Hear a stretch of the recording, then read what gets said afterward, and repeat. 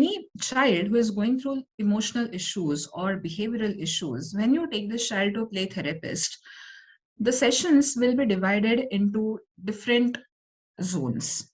So the first few sessions in any play therapy process would be where the therapist would take a detailed case, detailed information from the parent or from the people who know that child well, to understand the concerns that the parents might have, the problems that they have identified that the child might be going through. So after that detailed case taking, the therapist will meet the child, and from that point onwards, the real sessions start.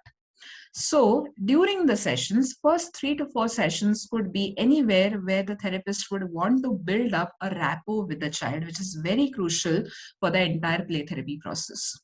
While the therapist would try to build a rapport, the therapist will also go on observing how the child behaves right from session one.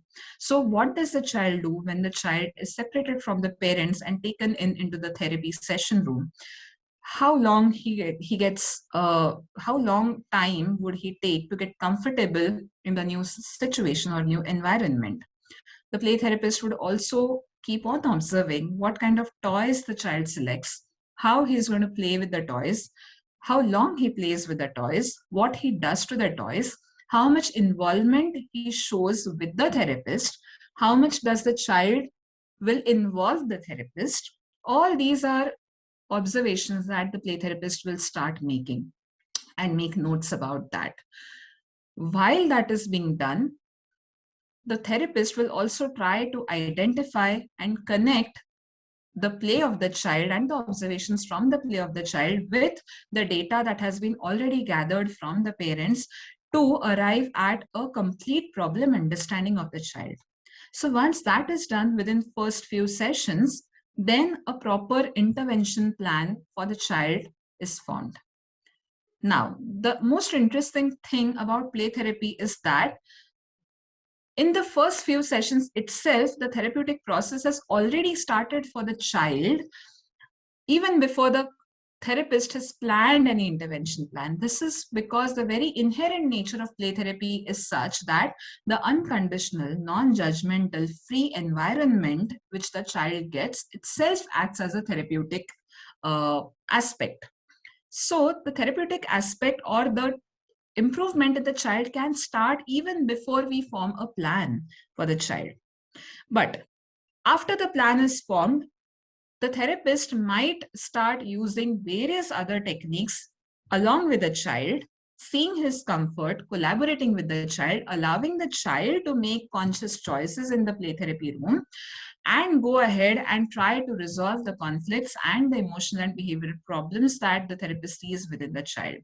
The various techniques that the therapist might use can range from anywhere, starting from storytelling, role playing, using pretend play, using art, craft, using sand, using clay. All these are various kind of toys that the therapist can use.